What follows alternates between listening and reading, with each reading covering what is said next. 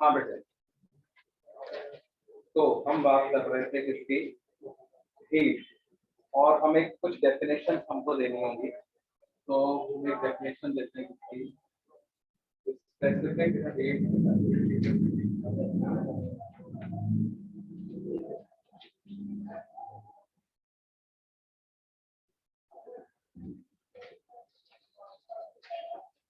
Specific heat capacity क्या होती है बच्चों?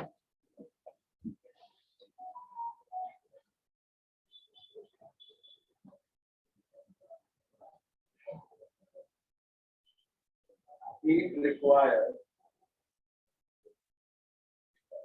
to raise the temperature of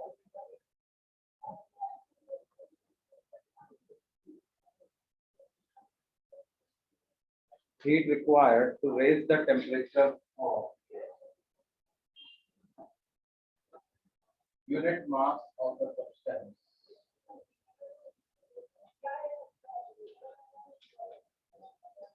by 1 degree. Heat required to raise the temperature of unit mass of substance by 1 degree Celsius, है ना? इसको हम स्मॉल s सिंबल से डिनोट करते हैं। Specific heat capacity is denoted by symbol small s, और इसकी SI unit क्या होगी?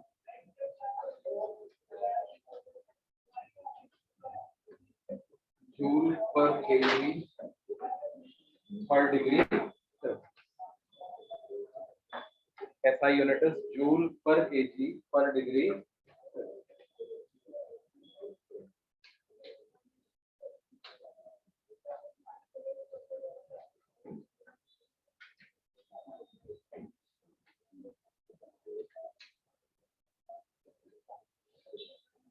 जूल पर केजी पर डिग्री सेल्सियस, ये इसकी SI यूनिट होगी, है ना?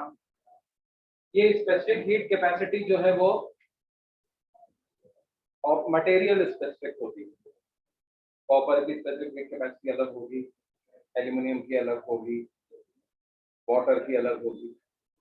वाटर की स्पेसिफिक हीट कैपेसिटी क्या होती है?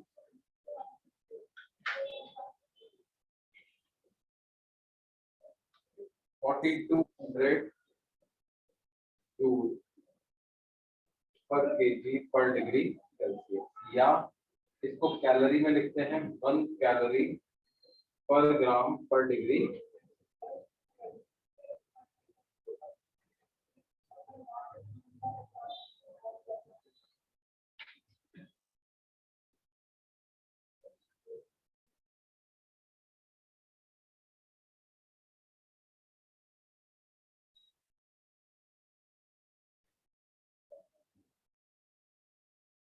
अगर किसी सब्सटेंस की स्पेसिफिक हीट कैपेसिटी S है, इसका मतलब क्या है? उस सब्सटेंस का अगर यूनिट मास लेंगे, है ना, और उसका 1 डिग्री टेम्परेचर डालना होगा तो S हीट की जरूरत पड़ेगी। तो अगर उस सब्सटेंस का मान लो हमने डेल्टा T टेम्परेचर बढ़ाना है, तो कितनी हीट की जरूरत पड़ेगी? S delta T, unit mass का डेल्टा T टेम्परेचर बढ़ाना है तो कितनी हीट की जरूरत पड़ेगी? S delta T। और m मास का अगर delta T temperature m s delta है ना, तो हम क्या है, हीट रिक्वायर्ड का फॉर्मूला लिख सकते हैं m s delta.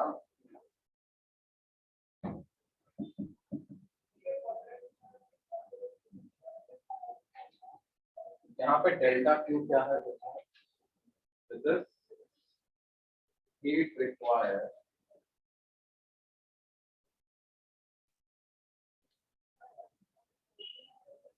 to raise the temperature of unit mass of the substance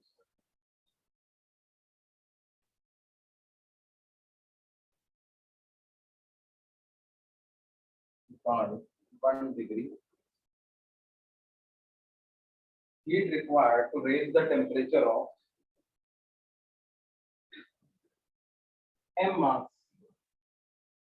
of a substance by कितना डेल्टा। कोई सब्सटेंस है, उसका स्पेसिफिक हीट कैपेसिटी S है, m मास का डेल्टा की टेम्परेचर बढ़ाना, तो कितनी हीट की जरूरत पड़ेगी हमको, m s डेल्टा। जैसे वाटर की स्पेसिफिक हीट कैपेसिटी होती है 1 calorie per gram per degree Celsius, ice की स्पेसिफिक हीट कैपेसिटी क्या होती है 0.5 calorie per gram per degree. ये स्पेसिफिक हीट कैपेसिटी होती है किसकी, ice. 0.5 calorie per gram per degree, है ना।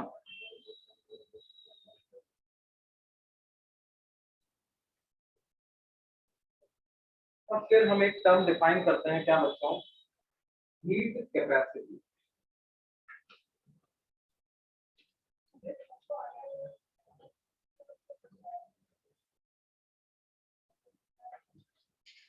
ये कैपिटल एस सिंबल इसका सिंबल स्मॉल एस, इसका symbol capital S.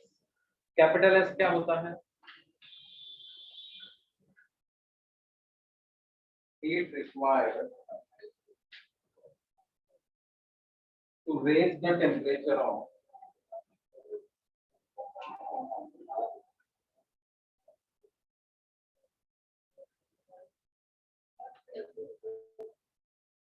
given mass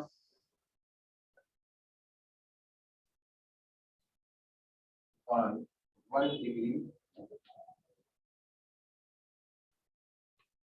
substance का कोई मास गिवन है, स्पेसिफिक मास, मान लो कोई आयरन ब्लॉक, हमसे पूछे इसकी हीट कैपेसिटी कितनी, तो वो हम कैसे कैलकुलेट करेंगे, उस ब्लॉक ऑफ आयरन का 1 डिग्री टेम्परेचर बढ़ाने के लिए जो भी हीट की जरूरत है वो क्या हो जाएगी, उस आयरन ब्लॉक की हीट कैपेसिटी,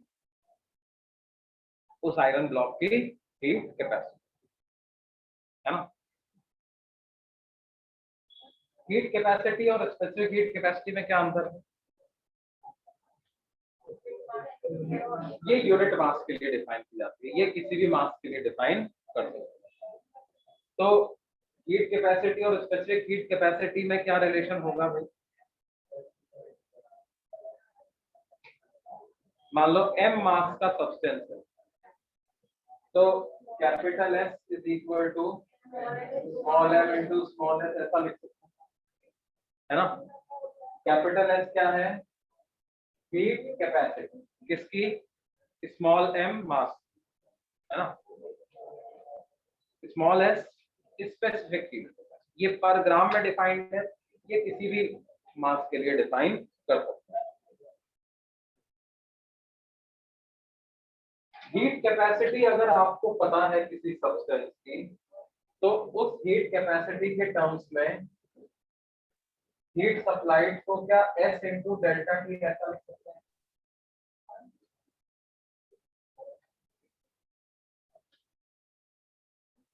हीट सप्लाइड को क्या लिख सकते हैं, कैपिटल S इंटू डेल्टा, है ना। मतलब एक कोई हमें दे दिया था आपकी कोई आयरन ब्लॉक, उसकी हीट कैपेसिटी है कैपिटल S, बताओ इसका 5 डिग्री टेम्परेचर बढ़ाने के लिए कितनी हीट सप्लाई करनी पड़ेगी, तो क्या आंसर आएगा,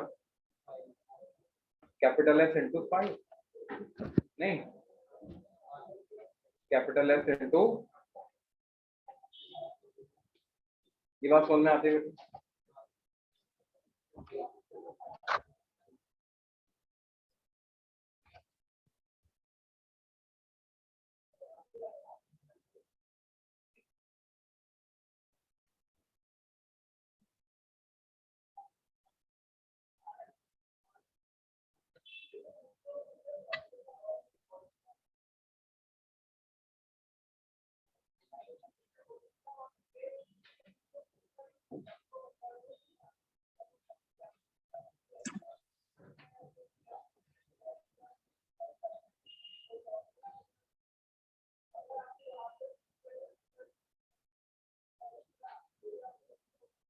अच्छा, इसकी यूनिट क्या होगी? Heat capacity. What is SI unit? Joule पर डिग्री सेल्सियस।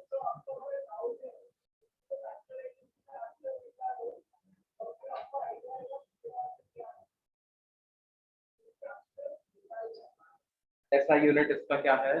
जूल पर डिग्री सेल्सियस,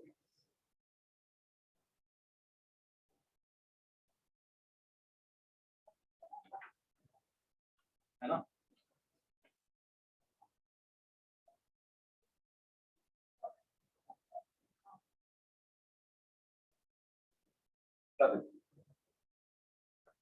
अब जब हम किसी मटेरियल को हीट सप्लाई करते हैं तो उसका टेम्परेचर बढ़ता है, इंटरमोलिकुलर सेपरेशन भी बढ़ता है, इंटरमोलिकुलर फोर्सेस वीक हो जाते हैं, थर्मल वाइब्रेशंस बढ़ जाते हैं।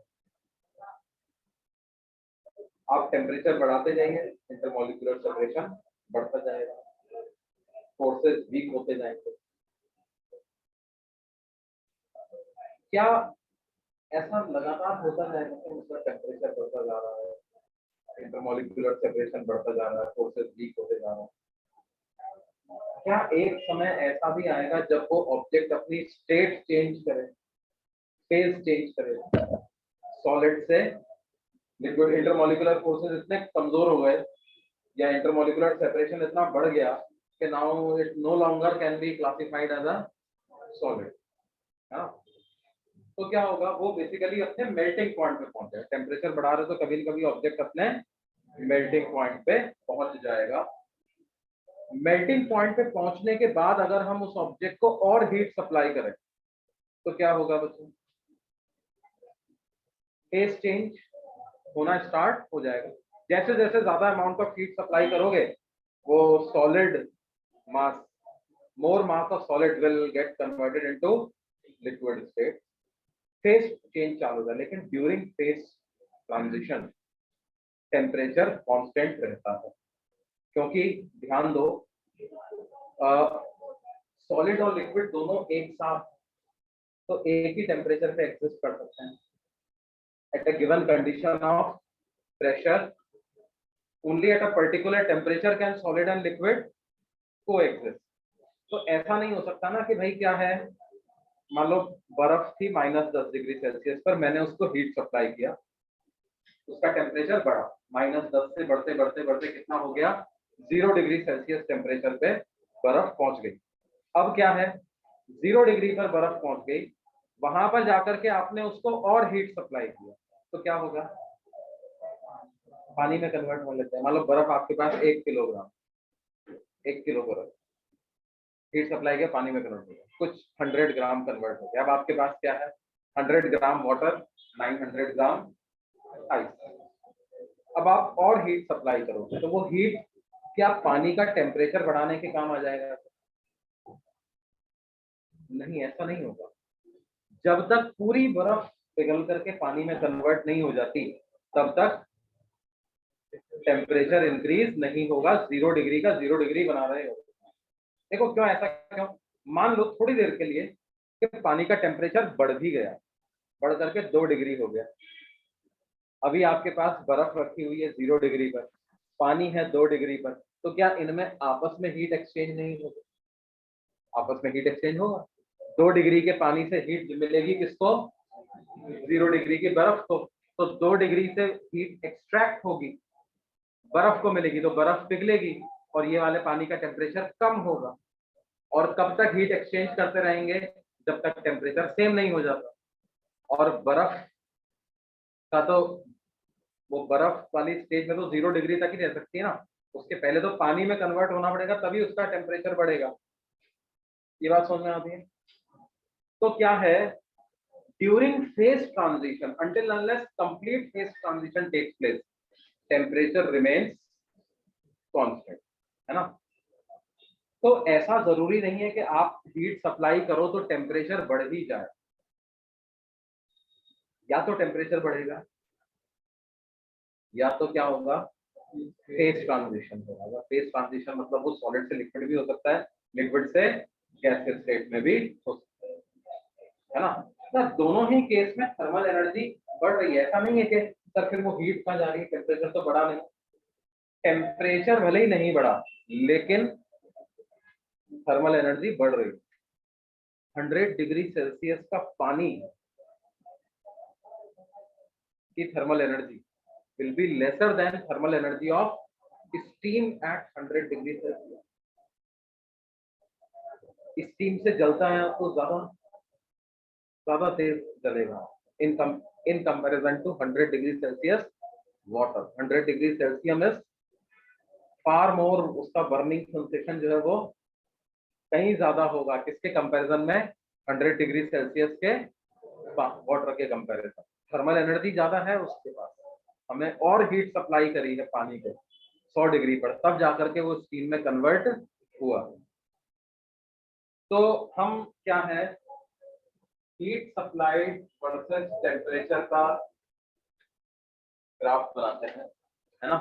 मतलब मैंने एक्स एक्सिस पे क्या लिया हुआ है,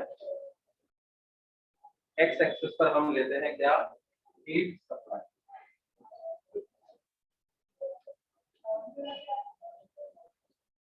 और वाई एक्सिस पर मैं क्या ले रहा हूँ, टेम्परेचर। तो क्या होगा,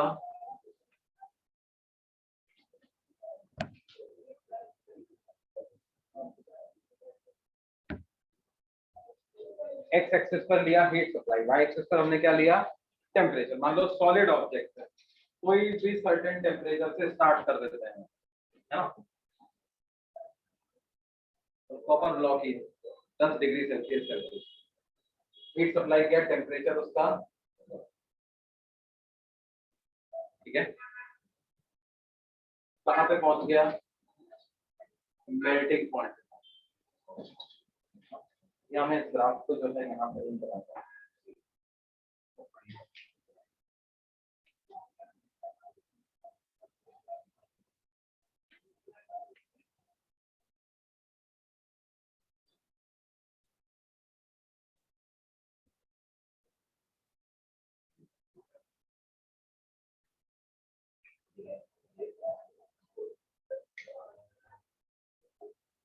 देखो क्या,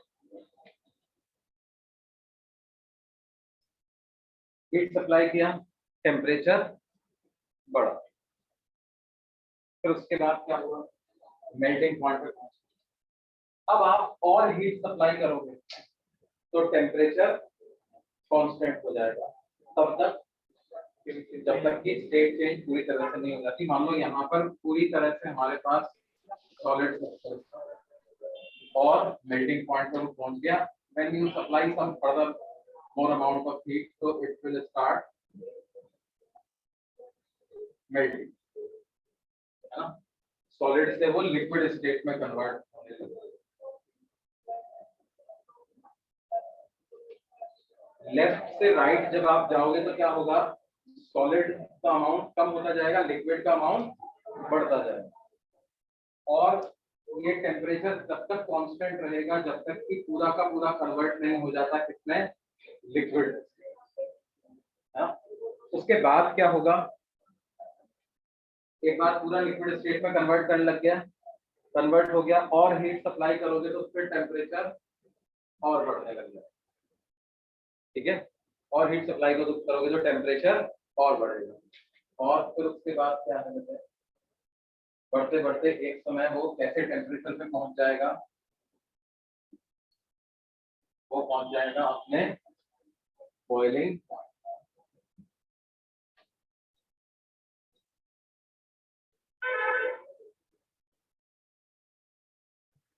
और अब फिर और हीट सप्लाई करोगे तो फिर टेम्परेचर उसका कांस्टेंट हो जाएगा। ये यहाँ पर जब टेम्परेचर बढ़ रहा था तो पूरी तरह से किस फॉर्म में प्रेजेंट था वो, लिक्विड में। इसके बाद यहाँ पर क्या है, लिक्विड प्लस, और उसके बाद फिर उसका सही बात सुनना।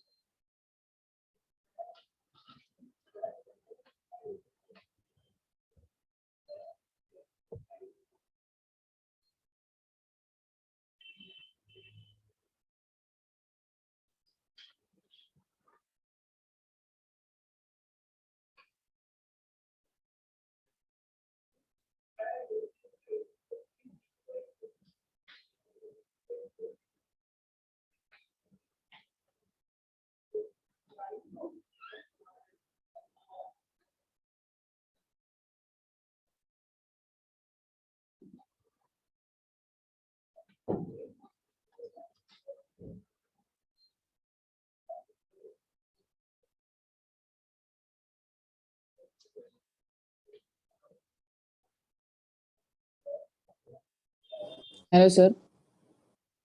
हाँ बेटे बोलो। सर इसके पहले आपने हीट कैपेसिटी पढ़ा है ना? क्या बोल रहे हैं? इससे पहले हम लोगों ने कैपिटल एस मतलब हीट कैपेसिटी पढ़ा ना? हाँ हाँ।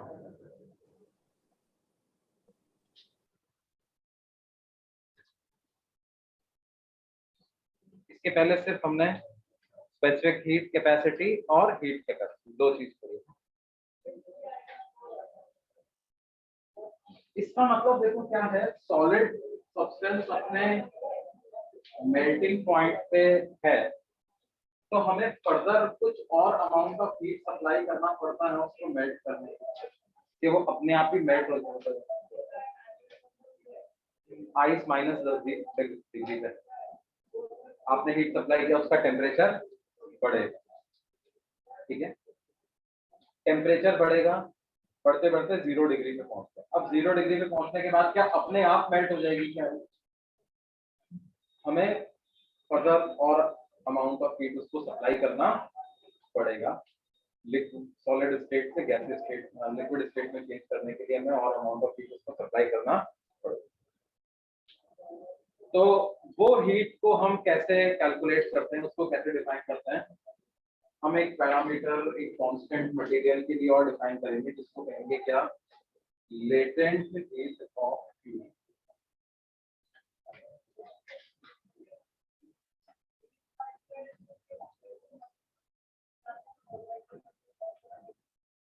लेटेंट हीट ऑफ फ्यूजन क्या होता है?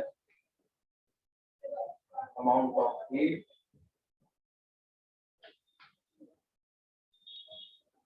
required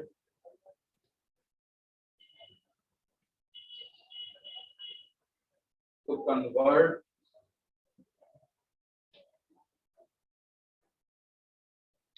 unit mass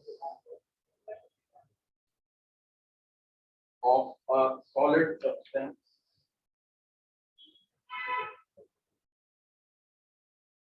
at its melting point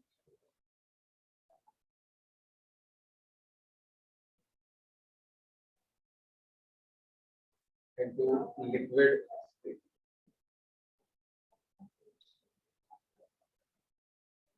कोई भी मटेरियल का यूनिट मास क्या है, अपने मेल्टिंग पॉइंट पे है, वहां से मुझे कितना और अमाउंट ऑफ हीट सप्लाई करना पड़ेगा सो दैट वो किसमें कन्वर्ट हो जाए, लिक्विड स्टेट में कन्वर्ट हो जाए। तो इस हीट को क्या बोलेंगे बच्चों, लेटेंट हीट ऑफ फ्यूजन। जैसे latent heat of fusion of ice जो होती है वो होती है कितनी, 80 calorie per gram. Latent heat of fusion of ice is कितना, 80 calorie per gram. Latent heat of fusion of ice कितना होता है बच्चों, 80 कैलोरी पर उसी तरह से लिक्विड से गैसियस स्टेट में कन्वर्ट करने के लिए जो हीट हम डिफाइन करते हैं उसको बोलते हैं latent heat of vaporisation.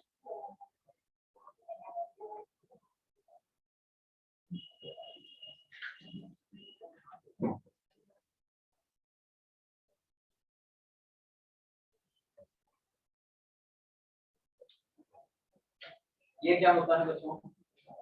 Amount of heat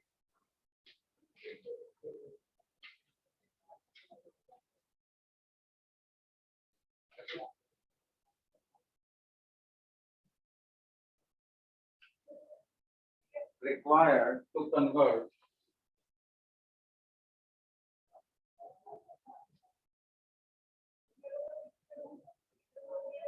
unit mass of a substance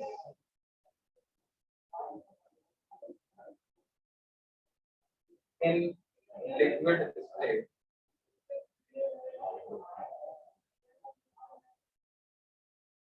at its boiling point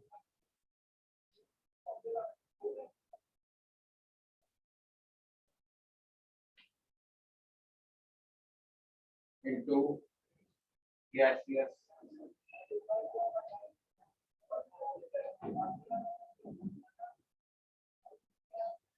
Amount of heat required to convert unit mass of a substance in liquid state at its boiling point into gaseous state. है ना? Again, unit mass of substance किस temperature पे पहुंच गया? Already boiling point पे पहुंच गया है। वहां पे मुझे उसको कितना हीट सप्लाई करना पड़ेगा तो कि वो इसमें कन्वर्ट हो जाए गैसेस।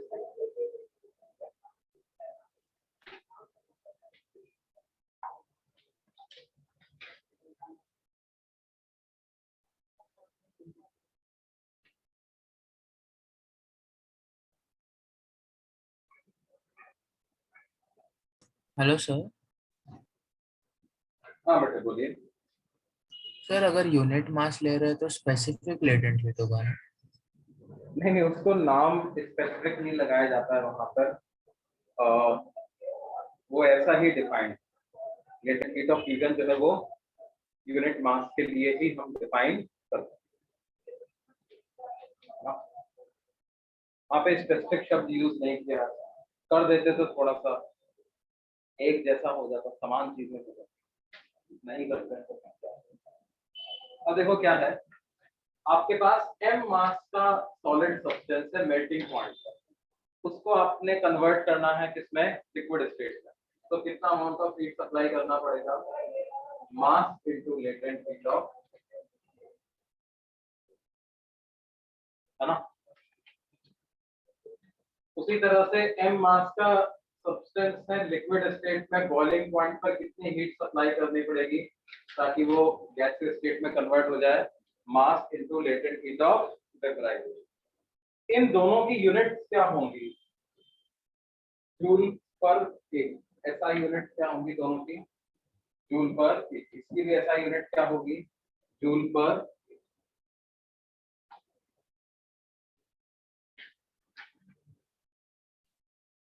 आइस का लेटेंट हीट ऑफ फ्यूजन कितना होता है?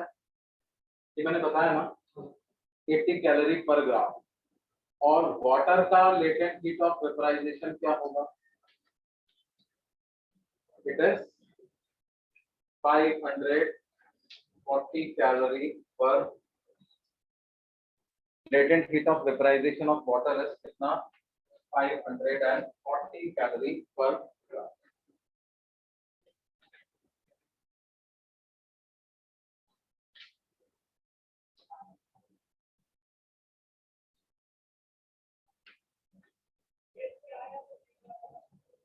सही बात बोलना। सर जैसे एक क्वेश्चन करते हैं हम।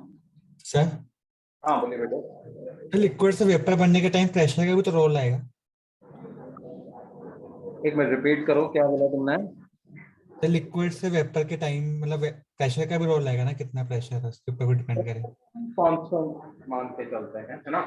ये बात तुम्हारी सही है कि कितने प्रेशर पे आप कन्वर्ट कर रहे हो। तो latent heat of latent heat of vaporisation जो होती है वो खुद प्रेशर पे डिपेंडेंट होती है ना। भाई आपने हाई प्रेशर अगर अप्लाई कर रखा है तो क्या होगा, लिक्विड से वेपर स्टेट में जाने में आपको ज्यादा हीट सप्लाई करनी पड़ेगी, है ना। लो प्रेशर अगर आपने अप्लाई कर रखा है तो क्या होगा, लिक्विड से गैसेस स्टेट में वो जल्दी मूव कर जाएगा, है ना। वो आप एक केमिकल इक्विलिब्रियम में पढ़ते हैं, H2O gas is in equilibrium with H2O liquid. तो ली चैटलियर्स प्रिंसिपल के अनुसार क्या है, अगर मैं गैसेस का वेपर प्रेशर बढ़ा दूंगा तो इक्विलिब्रियम इधर शिफ्ट हो जाएगा लिक्विड की तरफ, और वेपर प्रेशर कम कर दूंगा तो more amount of water will vaporise into liquid state. तो ये जो लेटेंट हीट ऑफ फ्यूजन और लेटेंट हीट ऑफ वेपराइजेशन दोनों की ही बात है, more about latent heat of vaporisation. तो लेटेंट हीट ऑफ वेपराइजेशन की ये जो वैल्यू 540 कैलोरी पर ग्राम हमने लिखी हुई ना, ये एट 1 एटमॉस्फेरिक प्रेशर की मान करके लिखा। ये वैल्यू कब है, एट 1 एटमॉस्फेरिक प्रेशर।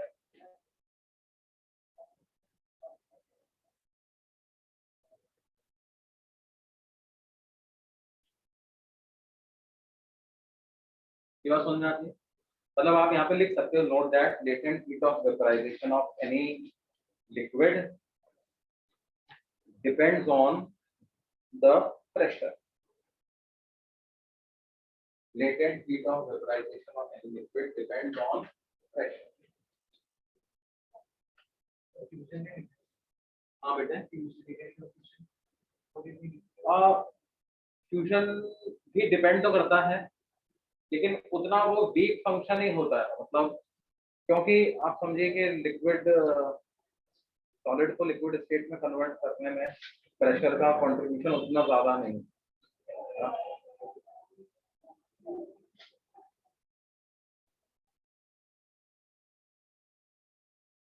डिपेंड कर देगा, मतलब एक कर्व हम पढ़ेंगे आगे जाकर के जिसमें ट्रिपल पॉइंट की बात करेंगे। आपने केमिस्ट्री में शायद पढ़ा भी हो, ट्रिपल पॉइंट का तरह की चीजें पढ़ी थी केमिस्ट्री में आपने।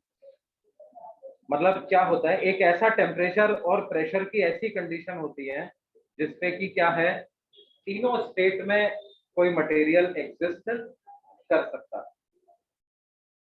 A condition of pressure and temperature in which a particular object or a particular compound can exist in all three forms together is called as triple point, है ना। तो वो जो बेसिकली होता क्या है, देखो हम जो ये बात बोलते हैं कि 0 डिग्री सेल्सियस आइस का मेल्टिंग पॉइंट है, वो that is at a pressure of 1 atmosphere, या 100 डिग्री सेल्सियस वाटर का बॉइलिंग पॉइंट है, वो that is at a pressure of 1 atmosphere. आप क्या है, प्रेशर को कम कर दो तो क्या होगा, पानी जल्दी बॉइल हो जाएगा, है ना। या प्रेशर को अगर आप बढ़ा दोगे तो क्या होगा, वो देर से बॉइल। तो बेसिकली क्या होगा कि जो बॉइलिंग पॉइंट है वो प्रेशर को चेंज करके चेंज किया जा सकता है, उस तरह से मेल्टिंग पॉइंट भी प्रेशर को चेंज करके चेंज किया जा सकता है। तो उसमें क्या होता है कि एक ऐसा कंडीशन आती है, कॉम्बिनेशन आता है किसका, प्रेशर और टेम्परेचर का, कि उसपे तीनों फॉर्म्स में मटेरियल एग्जिस्ट कर सकता है, सॉलिड, लिक्विड एंड गैस, है ना। कुछ प्रेशर और टेम्परेचर की ऐसी कंडीशन भी होती है कि मटेरियल का ट्रांसफॉर्मेशन सीधा सॉलिड स्टेट से किसमें हो जाता है, गैसियस स्टेट में, हाँ। तो ट्रिपल पॉइंट के बारे में अपन बात करेंगे थोड़ा सा, तब अपन इसको समझाएंगे। ये बात समझ में आती है, जैसे एक क्वेश्चन देखिए,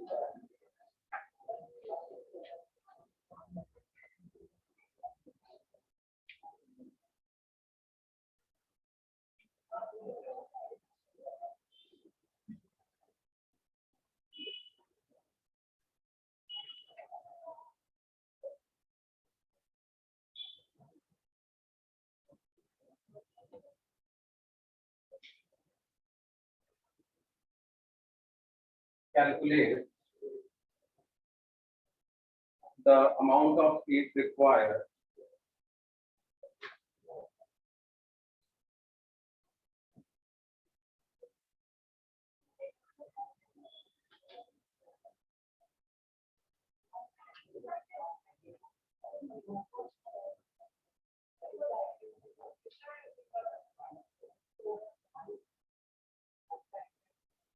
calculate the amount of heat required to convert 100 gram ice at minus 10 degrees Celsius into steam at 100 degree. Calculate the amount of heat required to convert 100 gram of ice at minus 10 degrees Celsius into क्या steam at 100 degree.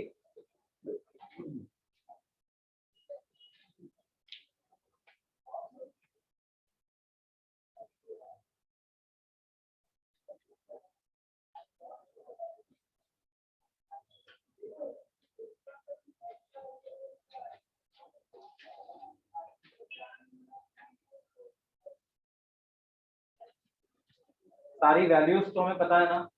Specific heat capacity of ice क्या है? 0.5 calorie per gram per degree Celsius. Specific heat capacity of water कितना है? 1 calorie per gram per degree Celsius. Latent heat of fusion of ice कितना है? 80 calorie per gram. और latent heat of vaporisation of water कितना है? 540 calorie per ग्राम. अब देखो क्या होगा. आइस एट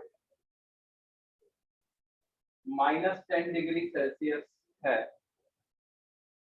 इसको जब हम हीट सप्लाई करेंगे तो क्या होगा बेटे? क्या होगा? क्या ये मेल्ट होना चालू हो जाएगा? किस माइनस 10 डिग्री पे मेल्ट हो जाएगा? नहीं, पहले इसका टेम्परेचर 0 डिग्री पहुंचेगा, फिर बात आगे बढ़ेगी. तो पहले आप हीट सप्लाई करोगे, इसका टेम्परेचर 0 डिग्री सेल्सियस तक पहुंचा.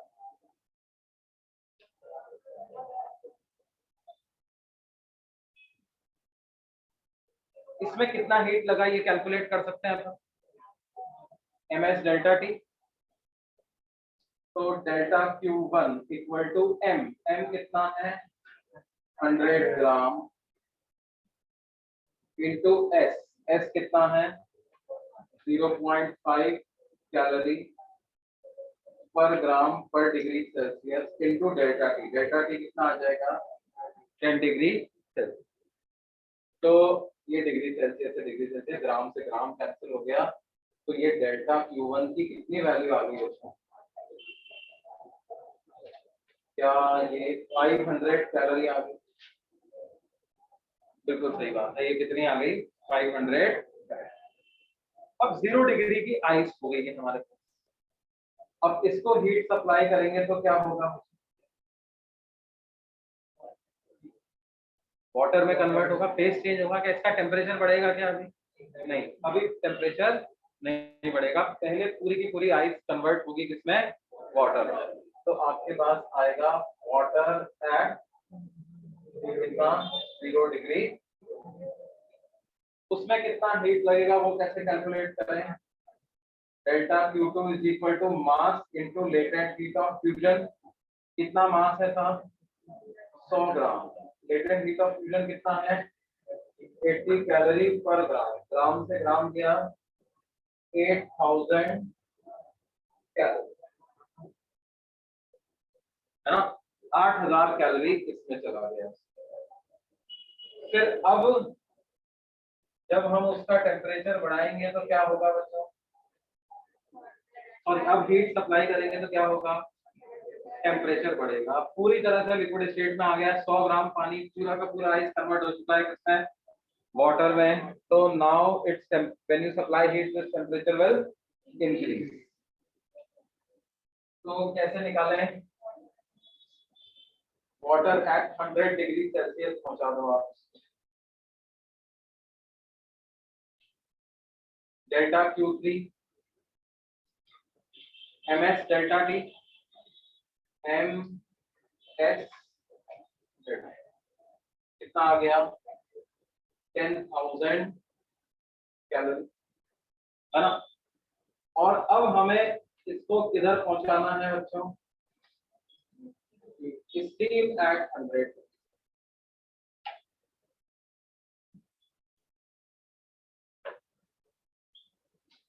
इसमें कितना हीट लगेगा 100 इंटू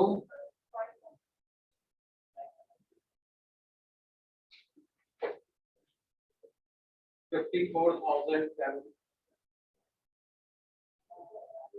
है ना। तो टोटल हीट क्या आ गया बच्चों,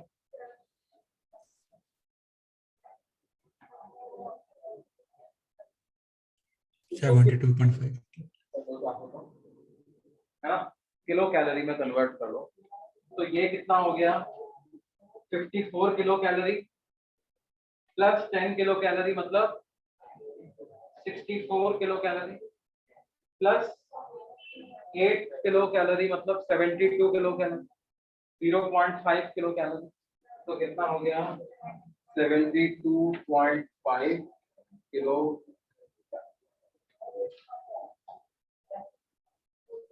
कितनी हीट लगेगी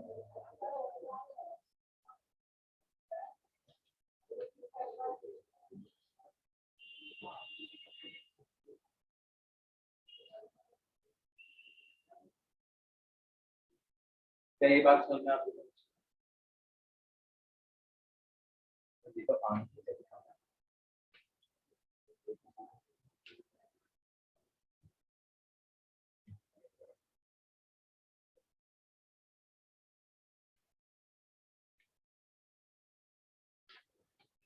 ठीक है, क्लास में एक अच्छा बैठता है उसके जैसा दिखता है।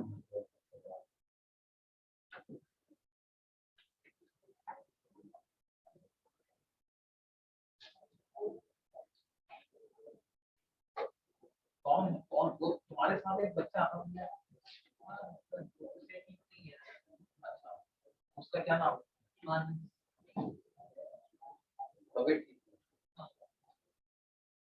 पिछली क्लास में आया था।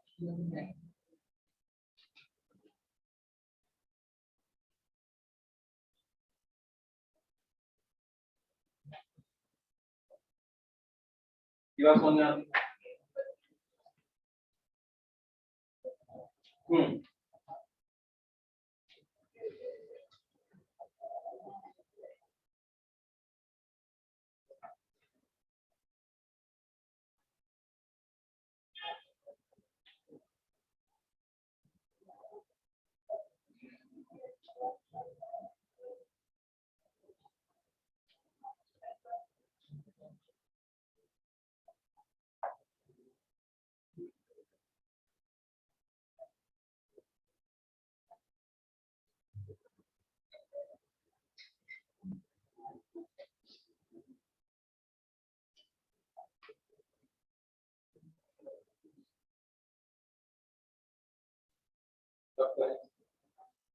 नोट कर लिया बच्चों, हटा दें इसको।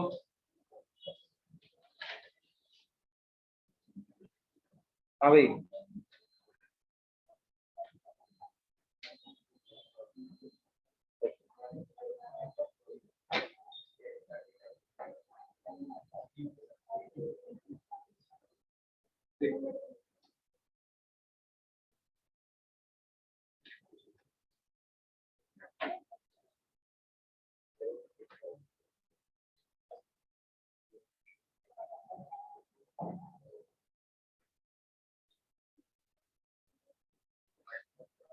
देखो हमें ऐसा कहा जाए कि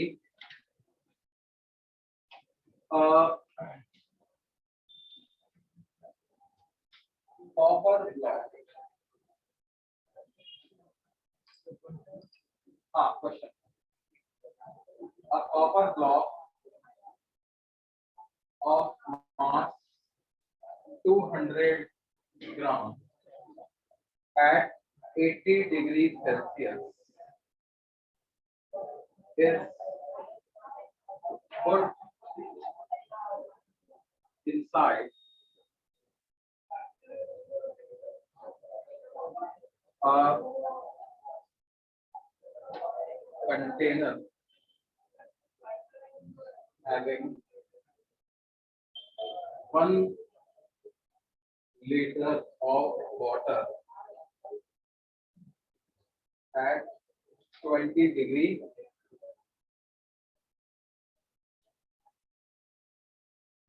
if water equivalent of container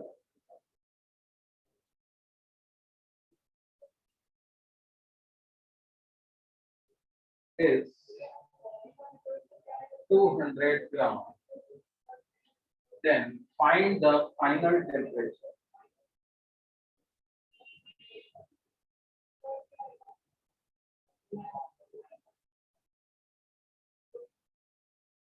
of the mixture.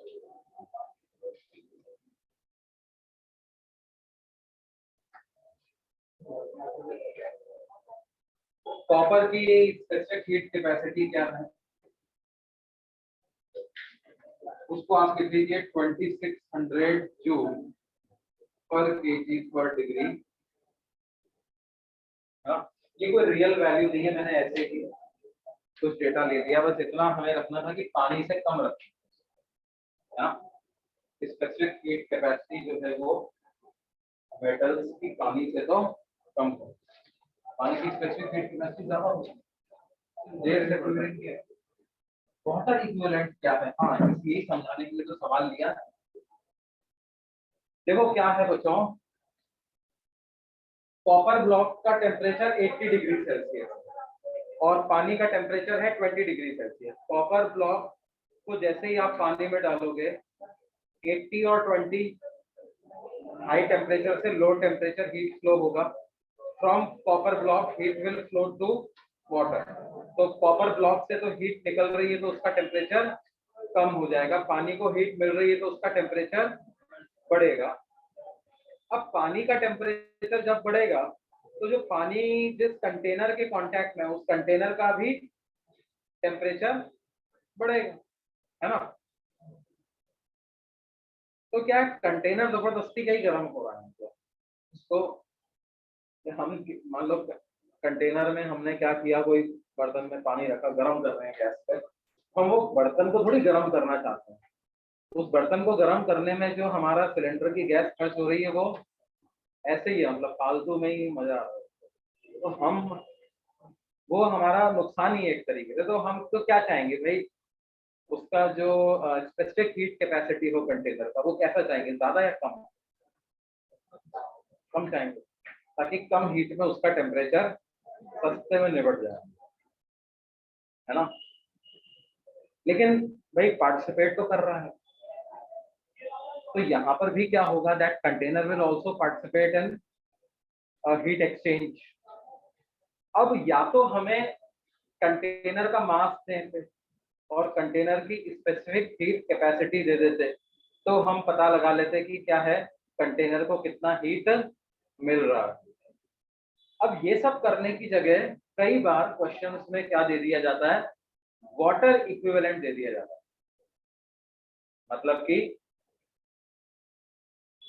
अगर कंटेनर का वाटर इक्विवेलेंट 200 ग्राम है या कुछ भी n ग्राम है, तो इसका मतलब क्या है कि वो कंटेनर 1 डिग्री टेम्परेचर बढ़ाने के लिए जितनी हीट कंज्यूम करता है that is same as heat consumed by 200 gram water per degree Celsius rise in temperature. If water equivalent of any object is m, that means for 1 degree rise in temperature, that object consumes same amount of heat as that by m gram of water. जितनी m gram water heat consume करेगा उतनी ही वो container भी consume करेगा। ये बात समझ में आती है? करो, ट्राई करो इस बात को। अच्छा, ये कब तक हीट एक्सचेंज होता रहेगा? जब तक कि फाइनल टेम्परेचर दोनों का सेम ना हो जाए, तीनों का सेम ना हो जाए, कॉपर, वाटर एंड कंटेनर, है ना। ये बात समझना, क्योंकि अगर टेम्परेचर डिफरेंस है तो हीट फ्लो करेगा, और हीट फ्लो करेगा तो हाई टेम्परेचर से लो टेम्परेचर, तो हाई वाले का टेम्परेचर कम होगा, लो वाले का टेम्परेचर बढ़ेगा, और फाइनली जब टेम्परेचर सेम हो जाएगा तो हीट का आदान प्रदान बंद हो गया, हीट एक्सचेंज रुक गया, वही फाइनल टेम्परेचर। और हम यहाँ पे क्या मान के चल रहे हैं कि सिर्फ यही तीन आपस में हीट एक्सचेंज कर रहे हैं, ऐसा एटमॉस्फेयर वगैरह को कोई हीट लॉस नहीं होगा, ठीक है। तो ये ट्राई करिए।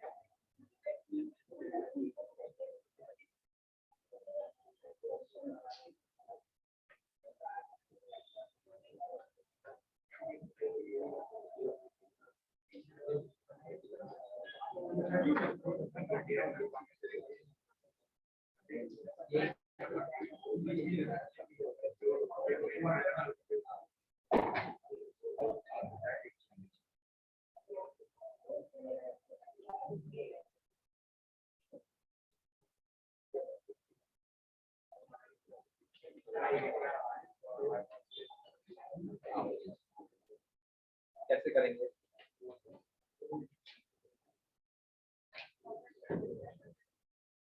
कितना है मतलब? फाइनल टेम्परेचर मान लिया था, आगे बढ़ो।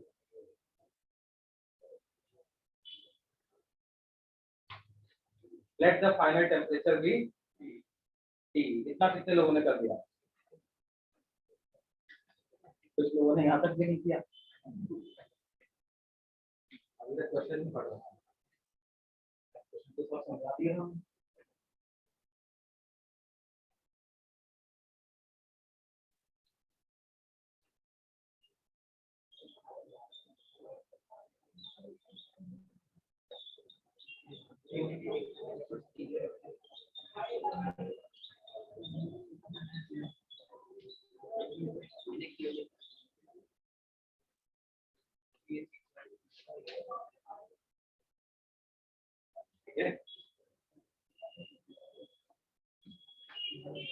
मान लेते हैं फाइनल टेम्परेचर कितना है, T degree.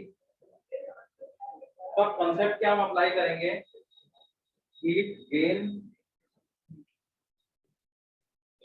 Equal to heat loss, heat gain equal to heat loss. Heat gain कौन करेगा? वाटर और कंटेनर। तो हम ऐसा करें ना, हाँ, पानी का क्या है इनिशियल टेम्परेचर 20, कंटेनर का भी 20, फाइनल टेम्परेचर जो पानी का होने वाला है वही कंटेनर का भी होने वाला है।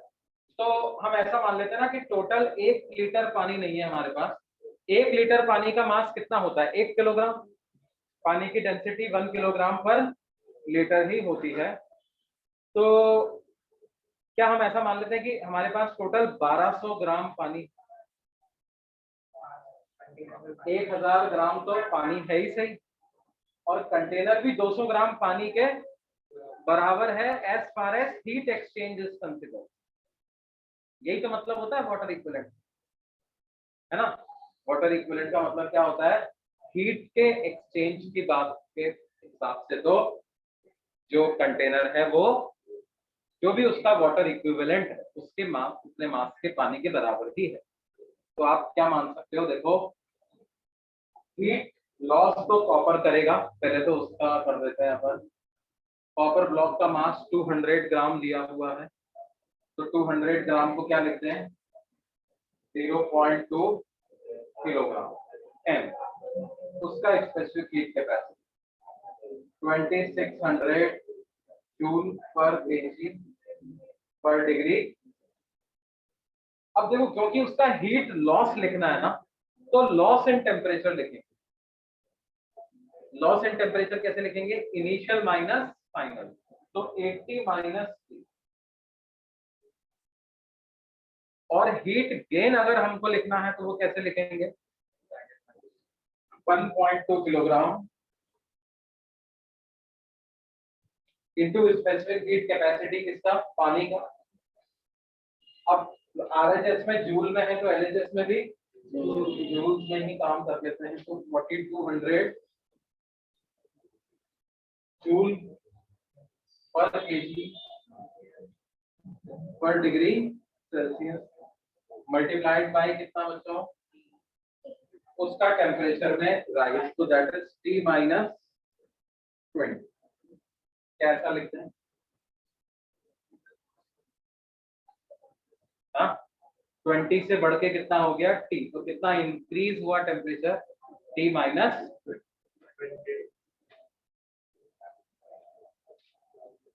अच्छा यार, इसको थोड़ा सा डेटा को अच्छा बनाने के लिए आप क्या है, 2600 को 2800 कर, है ना? 2600 को क्या कर लो, थोड़ी सी कैलकुलेशन जो है वो आसान हो जाएंगे। 0.2 तो ये पॉइंट कैंसिल होकर के यहाँ पे 6 आ जाएगा, ठीक है। 7 से कैंसिल करते हैं तो 7 4 का 28, तो ये 400 हो जाएगा, और ये हो जाएगा 7 6 का 42, ये 100, ये 100 से कैंसिल हो गया, ये 100, और 4 से ये पूरा कैंसिल हो जाएगा, 4 9 का 36, तो आपके पास क्या वैल्यू आ जाएगी? 90 माइनस 180 इज इक्वल टू कितना? 2 into 80, 2 into 80 is what? 160 minus 250, तो क्या आ जाएगा बेटे?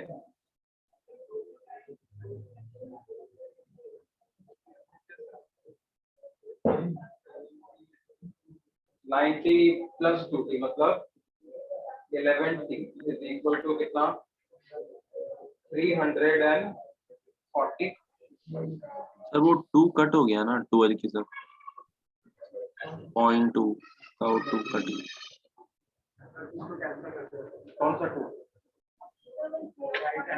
0.2 का 2 और 12 कट हुआ था। तो अब ये कितना बचेगा? 80 माइनस T ही बचेगा, 80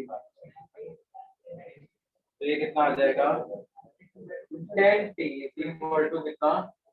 260, तो T की क्या वैल्यू आ जाएगी बच्चों? 26 डिग्री। फाइनल टेम्परेचर कितना आ जाएगा? 26 डिग्री। Sir hello sir. हाँ बेटे बोलो। सर वो आपने 1.2 kg मास क्यों लिया वो बताओ ना वापस। 1.2 kg मास के लिए मेरे वाटर इक्विवेलेंट 200 ग्राम दिया हुआ था ना, तो कंटेनर जो है वो 200 ग्राम पानी के जैसा है। कंटेनर कैसा है? सेम एज 200 ग्राम वाटर। भाई कंटेनर का जो वो हीट ओके सर। देगा वो कैसे अकाउंट में लोगे तुम? कंटेनर का मास दिया हुआ है क्या? नहीं दिया हुआ। कंटेनर का स्पेसिफिक हीट कैपेसिटी दिया हुआ है? नहीं दिया हुआ। तो फिर कंटेनर जो हीट कंज्यूम करेगा वो कैसे कैलकुलेट करेंगे? कैसे कैलकुलेट करेंगे? वाटर इक्विवेलेंट से, है ना? वो वाटर इक्विवेलेंट इसीलिए दिया हुआ है कि आपको ये सब की डेटा की जरूरत ना पड़े। आप सीधे क्या कर लें कि जितना 200 ग्राम पानी हीट कंज्यूम करता उतना ही ये कंटेनर भी कंज्यूम करेगा। अब हमारे पास जो एक्चुअली जो पानी था उसका टेम्परेचर कहां से कहां तक बढ़ा? 20 से T तक की, कंटेनर का टेम्परेचर भी कहां से कहां तक बढ़ा, 20 से 3 तक। तो उसको अलग से 200 into S into delta T लिखने की क्या जरूरत है, उसको 200 ग्राम को पानी के साथ ही क्लब कर लो ना। तो ऐसा मान लो कि आपके पास क्या है, 1000 ग्राम पानी नहीं है, कितना पानी है, 1200 ग्राम पानी है। तो कंटेनर भी जो हीट खपत कर रहा है वो आपका अकाउंट में आ जाएगा, समझ आएगा। किसी भी सब्सटेंस का वाटर इक्विवेलेंट अगर हमें दिया जाए तो उसका हमें ये यूज करना है, ये बात समझ में आती है। वाटर इक्विवेलेंट की अलग से डेफिनेशन लिखाने की तो जरूरत नहीं है, वो ऐसे ही कंफ्यूज नहीं करेगा वो। मतलब ये आप इसको इस तरह समझो कि अगर जब भी किसी ऑब्जेक्ट का वाटर इक्विवेलेंट दे दिया जाए तो आपको क्या करना है, मान लो कि उस सब्सटेंस की जगह उतना ग्राम पानी है आप, ठीक है। और एक क्वेश्चन करो। अरे तो यहाँ से क्या चीज सीखी हमने, दो बातें। जब डिफरेंट टेम्परेचर पे ऑब्जेक्ट्स होते हैं तो क्या होता है, तब तक हीट एक्सचेंज होती है जब तक फाइनल टेम्परेचर सेम ना हो जाए, पहली बात। तो फाइनल एक कॉमन टेम्परेचर पे आ जाते हैं सब। दूसरा, हीट लॉस इक्वल टू है ना, ठीक है। सिर्फ वाटर इक्विवेलेंट का कंसेप्ट प्रैक्टिकल लाइफ में तो मतलब थोड़ा सही नहीं है ना। क्यों क्यों सही क्यों नहीं है, क्या दिक्कत है? तो मतलब किसी भी सब्सटेंस को वाटर मान लेना उतना मतलब कैसे होगा सर, बहुत सारे फैक्टर्स रहेंगे ना। अरे भैया बहुत सारे फैक्टर्स करने की क्या जरूरत है, मतलब ये एक तरह का क्या है, थ्योरेटिकल कैलकुलेशन है, आप ऐसे समझिए कि जैसा है, आप ऐसे समझिए।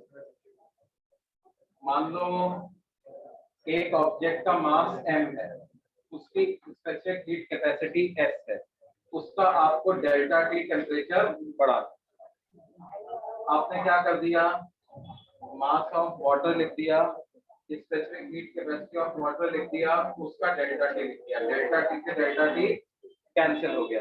तो ये जो m डैश आ जाएगा यहाँ, उस m डैश को क्या कहेंगे, उस ऑब्जेक्ट का वाटर इक्विवेलेंट है ना। मतलब ये क्या होता है, इंजीनियरिंग पर्सपेक्टिव से ये काफी प्रचलित नाम है, टर्म है ना, काफी ज्यादा यूज होता है, पॉपुलर है। अब जैसे क्या है, वो हीट एक्सचेंज के लिए आपके पास लिखा रहेगा एक वाटर इक्विवेलेंट इज इतना, क्योंकि लोगों को क्या है भाई, पानी की स्पेसिफिक हीट कैपेसिटी याद होती है नहीं, तुमने बता दिया यार इसको इतने मास पानी के जैसा मान लो। अब जो लोग क्या होता है, जो लेट्स से के इंडस्ट्री में कुछ पर्टिकुलर यूज के लिए काम हो रहा है, तो फिर वो उन आदत क्या पड़ जाती है, जो कॉन्ट्रैक्टर ठेकेदार होते हैं उनकी क्या आदत पड़ जाती है, हाँ भाई कितना हीट लगेगा, इतना ये, अच्छा इसका वाटर इक्विवेलेंट जोड़ दिया, स्पेसिफिक हीट कैपेसिटी पानी की सबसे ज्यादा। वरना क्या है, कोई बर्तन कॉपर का है, कोई स्टील का है, कोई खाना, कोई अभी कब तक याद रखेंगे हर एक का।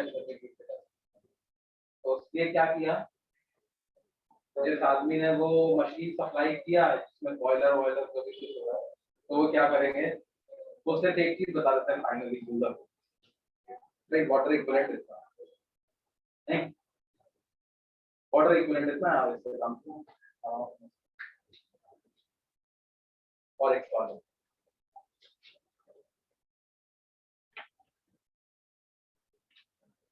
200 gram ice at -10 degrees Celsius. 200 gram ice at -10 degrees Celsius is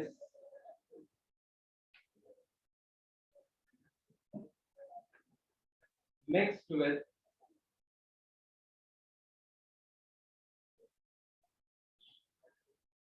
1 kilogram water is mixed with 1 kilogram water at 20 degrees Celsius.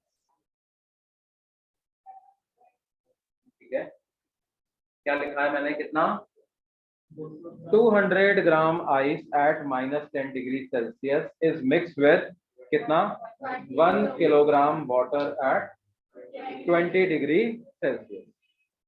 Find the final temperature and the composition of the mixture.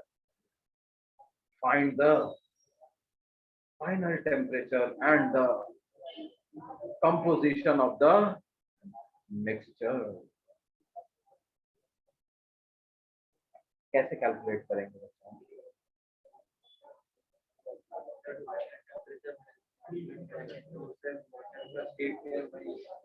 पता नहीं है हम, है ना भाई. देखो यहाँ पर हमारे पास डेटा के हिसाब से 2 केस हो सकते हैं, है ना.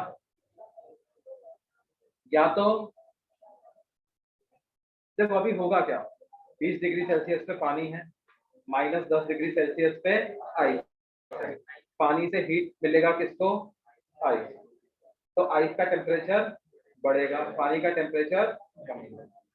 अब देखो आइस की स्पेसिफिक हीट कैपेसिटी कम होती है, पॉइंट आधी होती है जितनी पानी की. इसका मतलब क्या है, अगर दोनों का मास बराबर बराबर भी होता ना और पानी का 1 डिग्री टेम्परेचर कम होता तो आइस का 2 डिग्री टेम्परेचर बढ़ जाता, सेम अमाउंट ऑफ हीट. आधी स्पेसिफिक हीट कैपेसिटी का मतलब क्या है, अगर 1 डिग्री टेम्परेचर बढ़ाने के लिए आइस के 1 ग्राम को 1 कैलोरी हीट की जरूरत पड़ती है, पानी को 1 कैलोरी हीट की जरूरत पड़ती है, आइस का 0.5 कैलोरी में ही 1 डिग्री टेम्परेचर बढ़ जाता नहीं. तो अगर मैंने 1 कैलोरी हीट पानी से लेकर के आइस को दे दिया, 1 कैलोरी हीट 1 ग्राम पानी से लेकर के 1 ग्राम आइस को दे दिया, तो क्या होता है, पानी का तो 1 डिग्री टेम्परेचर कम हो जाए, आइस का 2 डिग्री बढ़ जाए, है ना. तो सेम अमाउंट ऑफ हीट, अगर वो भी कब, जबकि मास सेम होगा. यहाँ तो वाटर का मास बहुत ज्यादा है, 5 गुना ज्यादा. वाटर का मास कितना ज्यादा है, 5 टाइम्स, और स्पेसिफिक हीट कैपेसिटी 2 टाइम्स. इसका मतलब 10 टाइम्स का अंतर आएगा डेल्टा टी. कितने का अंतर आएगा, 10 टाइम्स का. पानी का अगर 1 डिग्री टेम्परेचर कम हो गया तो आइस का 10 डिग्री टेम्परेचर बढ़ जाएगा. देखो आप करके देखो, देखो आइस का टेम्परेचर को 0 पे ले जाओ, है?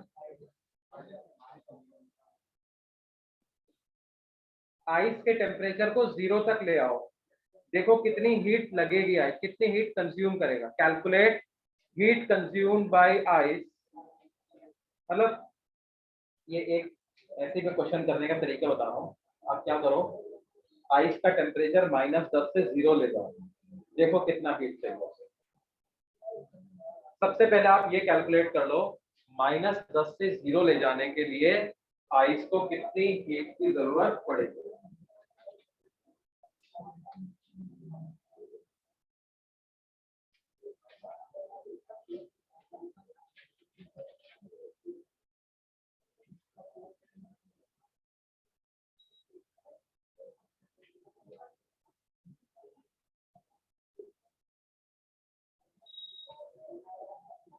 क्या,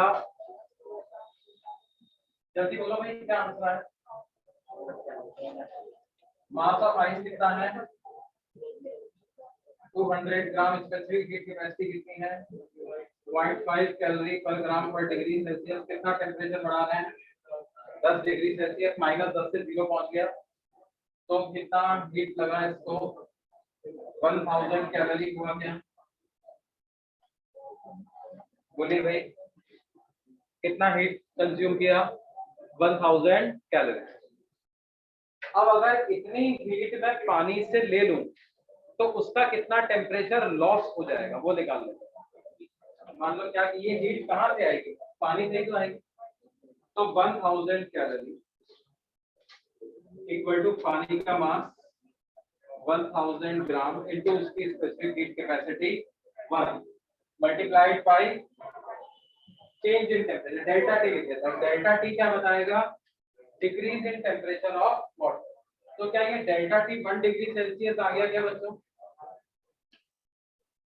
भाई देखो 10 टाइम्स का फर्क आ रहा है कि नहीं आ रहा? आइस का टेम्परेचर कितना बढ़ गया? 10 डिग्री। पानी का टेम्परेचर कितना कम हुआ? है ना?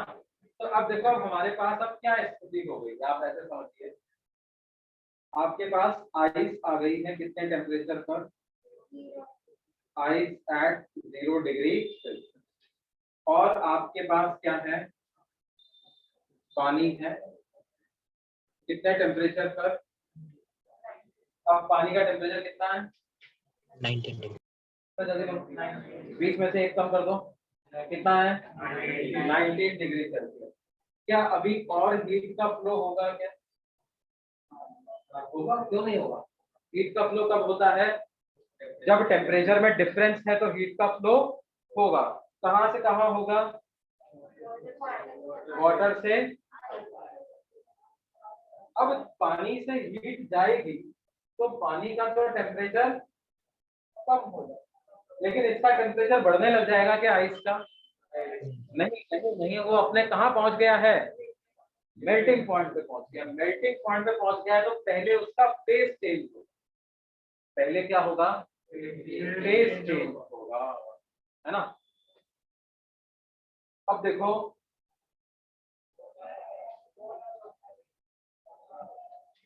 अब क्या, जब उसका फेज चेंज होगा तो क्या ये पानी इतनी हीट सप्लाई कर देगा क्या कि पूरी आइस को पिघलवा दे? या कुछ आइस पिघल जाएगी और कुछ अभी भी आइस बची हुई, देखो ऐसा भी हो सकता है ना, some amount of ice out of 200 gram melt और पानी का टेम्परेचर डिक्रीज होते होते 0 डिग्री पहुंच जाए। अगर ऐसा हो गया तो फिर क्या होगा? ये भी 0, ये भी थर्मल इक्विलिब्रियम अटेन हो गया, फिर कोई हीट एक्सचेंज नहीं, जितनी मास आइस का बचा रह गया वो बचा रह गया। एक पॉसिबिलिटी ये हो सकती है कि नहीं हो सकती? या एक पॉसिबिलिटी ये भी हो सकती है कि इसका टेम्परेचर डिक्रीज होते होते कुछ 5 डिग्री रह जाए मान लो, और ये पूरी आइस पिघल जाए। अब पूरी आइस पिघल गई तो पानी 0 डिग्री सेल्सियस पर और ये वाला पानी 5 डिग्री सेल्सियस पर।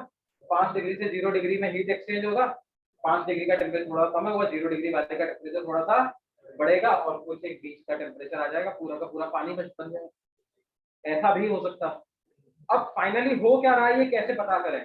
तो इसको पता करने का अच्छा तरीका पता है क्या होता है? आप मान लो कि पूरा का पूरा पानी को 0 डिग्री पे पहुंचा दो, पूरे के पूरे पानी को क्या कर दो? 0 डिग्री पे पहुंचा दो। एक अजम्पशन मान रहे हैं, पूरा का पूरा पानी किस पे आ गया है? 0 डिग्री पे। तो कितनी हीट ये रिलीज करेगा? ms delta T. मास कितना है? 1000 ग्राम। स्पेसिफिक हीट कैपेसिटी क्या है? 1 calorie per gram per degree Celsius. और लॉस इन टेम्परेचर कितना हो गया? 90 डिग्री सेल्सियस। तो क्या ये 19,000 कैलोरी के बराबर आ गया? कितनी हीट रिलीज कर रहा है ये? 19,000 कैलोरी, है ना? और आप कैलकुलेट करो हीट रिक्वायर्ड टू मेल्ट कितना बेटे? 200 ग्राम आइस। उसको मेल्ट करने के लिए कितना हीट चाहिए? आइस 0 डिग्री सेल्सियस पे आ चुका है, तो मास into latent heat of fusion मतलब 80 कैलोरी पर ग्राम कर रहे हैं हम। तो कितना आ गया ये बच्चों? 16,000 कैलोरी।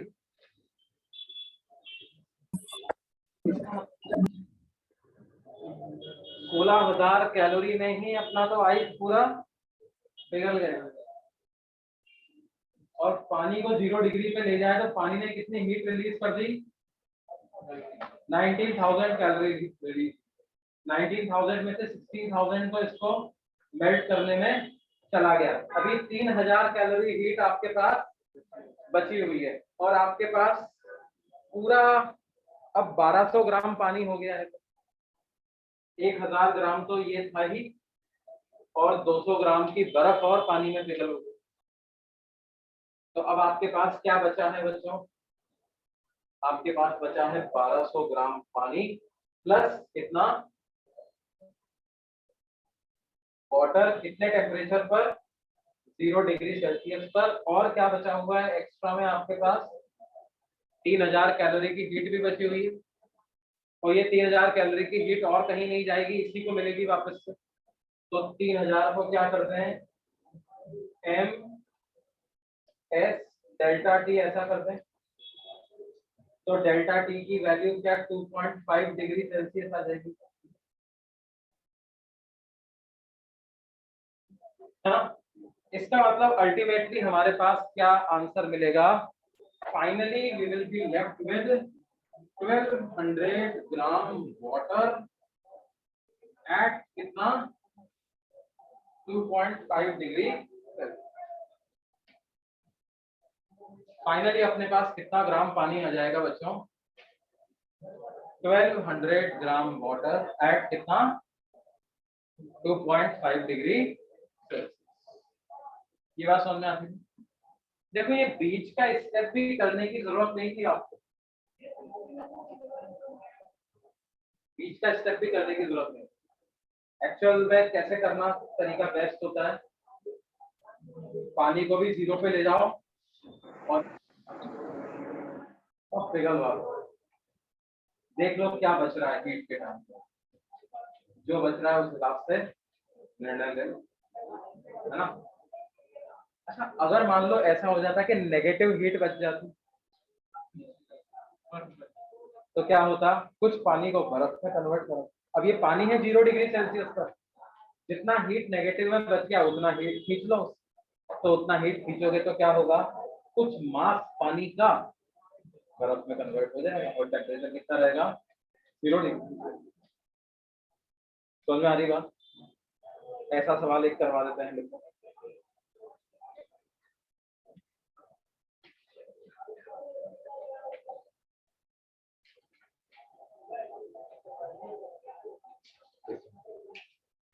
क्या है,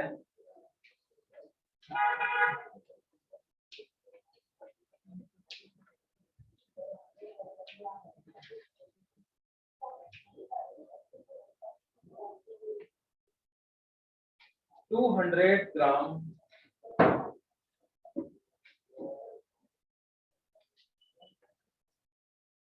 200 gram ice at -15 degree Celsius, 200 gram ice at -15 degree Celsius is mixed with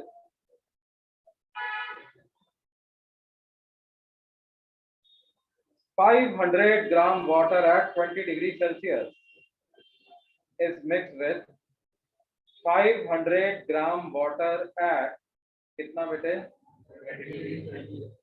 20 degree, है ना। Find the final temperature and the composition of the mixture. Find the final temperature and the composition of the mixture. कैसे करेंगे भाई,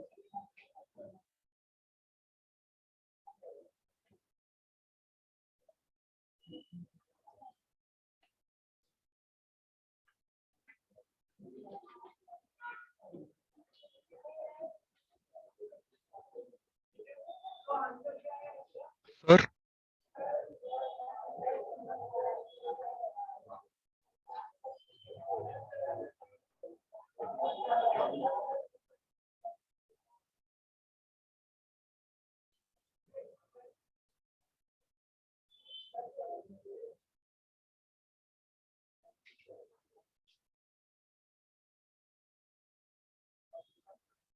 sir हाँ बेटे बोलिए। तो water का टेम्परेचर क्या था? वाटर का temperature 20 degree Celsius, okay sir. Ice का -15 डिग्री।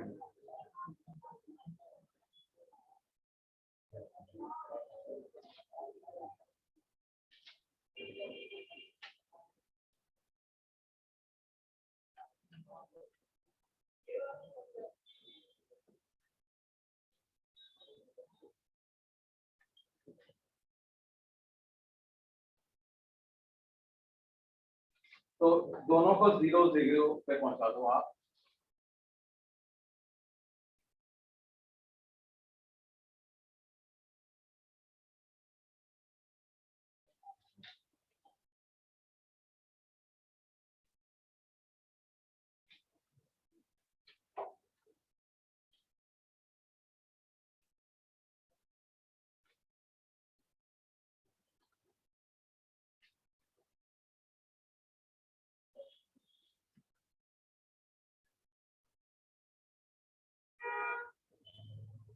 तो heat lost by water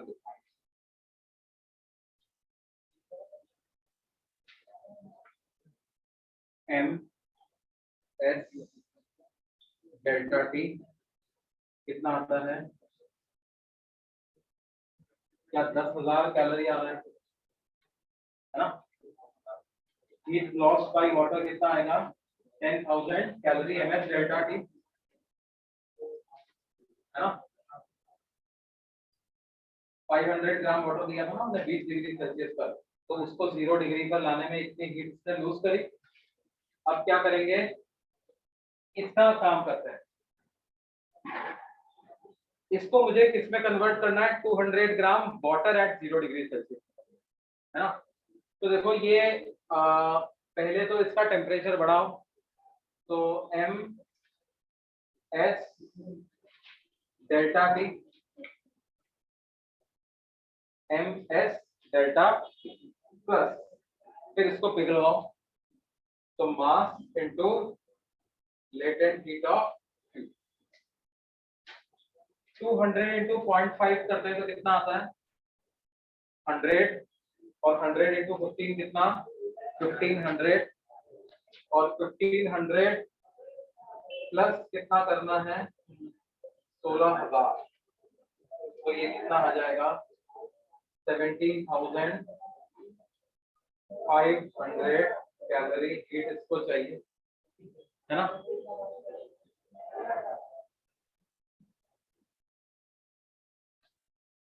इसका मतलब कितनी हीट कम पड़ रही है साहब?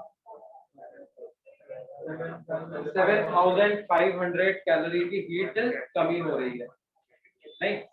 तो 7,500 कैलोरी की हीट आप निकालोगे तो क्या होगा? पानी जो आपने पूरा पानी में कन्वर्ट कर चुके हो वो आइस में कन्वर्ट हो जाएगा। कितना मास कन्वर्ट हो जाएगा वो नहीं पता है, तो वो मान लेते हैं m मास कन्वर्ट हो जाएगा, तो m इंटू 80, तो 0 से 0 कैंसिल हुआ। m की वैल्यू क्या आ गई बच्चों? 750 by 8, मतलब कितना? 8 9 72, 3 0 24 6 0 93.75 ग्राम क्या बन गया अपने पास, है ना? तो फाइनल कंपोजिशन क्या आ गया? फाइनल कंपोजिशन आपके पास आ गया बच्चों कितना? 93.75 ग्राम तो है आइस का, और पानी कितना है बच्चों? अरे मेरे भाई ये 200 में से भी तो कुछ पानी बनेगा, है ना? तो टोटल मास कितना था? 500 प्लस 200 700 ग्राम था, तो 700 माइनस 93.75 ग्राम।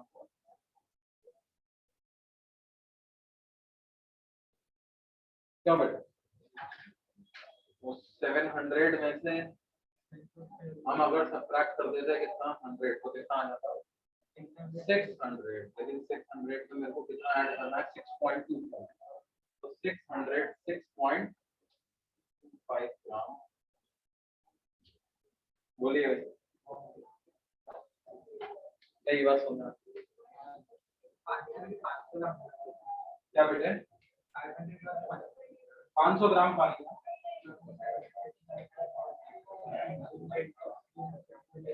अरे भैया तुम थोड़ा आराम से सोच लो मैंने क्या किया, ठीक है? मैं जो किया वो तो सही, अब तुम उसको सोचो कैसे सही। 700 कैसे है? देखो टोटल मास तो जितना है उतना ही है ना, क्या टोटल मास बदलेगा? 700 का 700 रहना चाहिए कि नहीं रहना चाहिए? उस 700 में से कितना पानी बर्फ बन गया, तो बाकी बचा पानी। समझ रहे हो? टोटल मास तो 700 ही रहेगा, बर्फ कितना बन गया 93 पॉइंट होगा, तो जो बच गया वो क्या बचा है। या आप ऐसे भी सोच सकते थे ना, देखो क्या है, वो थोड़ा घुमा फिरा के हो जाता है। भाई 500 ग्राम पानी पहले से था और 200 ग्राम बर्फ में से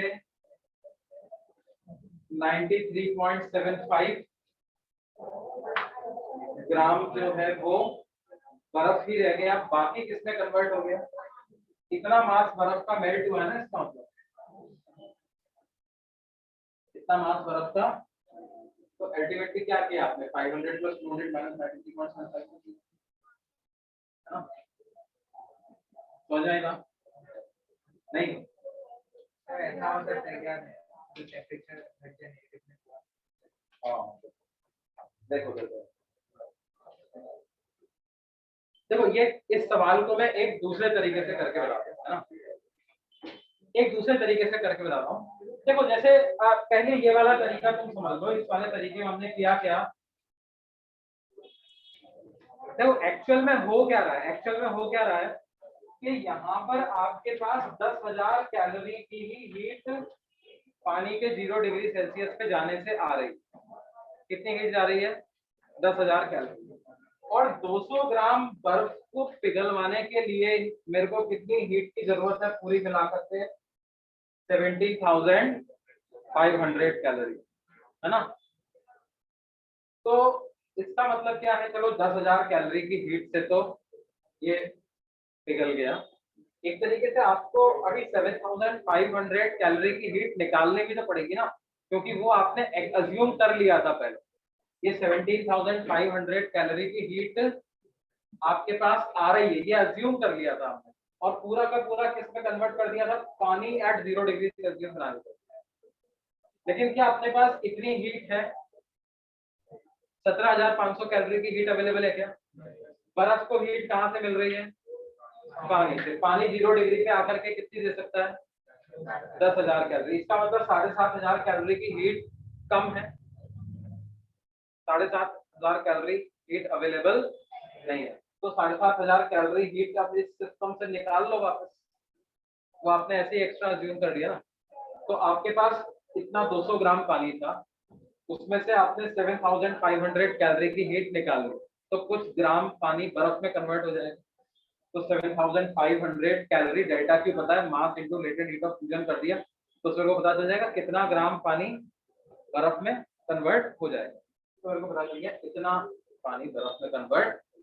तो जो यहाँ पर आपने पूरा का पूरा 200 ग्राम पानी मान लिया था, उसमें से 93.15 हटा दो ना, इतना बर्फ बन गया, तो पानी कितना रह गया, पानी 500 जो पानी था वो तो पानी है ही, 200 में से 93.15 है ना। या आप देखो इसको ऐसे भी कर सकते थे, कैसे, अच्छा इसके पहले जो सवाल हमने किया था उसमें क्या हुआ था, ये वाली हीट ज्यादा आई थी, ये वाली हीट कम आई थी। देखो जरा, देखो जरा इसके बारे में, नहीं ये दोनों स्टेप सही, उसमें ये वाली हीट कितनी आई थी, क्योंकि यहाँ पर 1,000 ग्राम पानी था, तो ये हीट आपके पास 20,000 कैलोरी आई, है ना।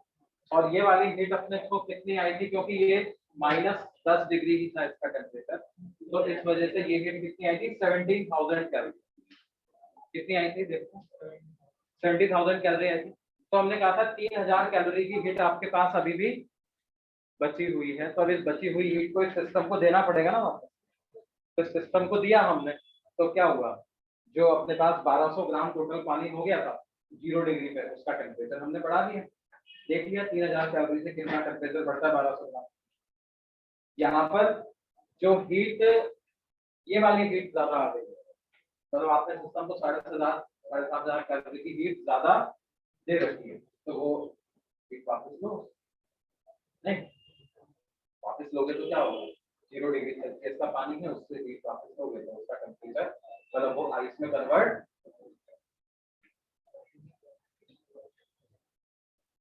तो दूसरा तरीका इसका क्या था करने का,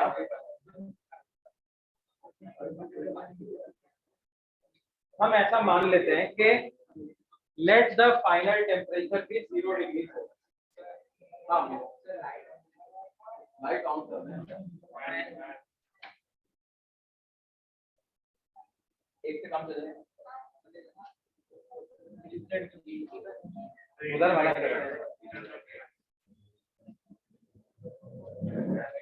उससे क्या है पार्ट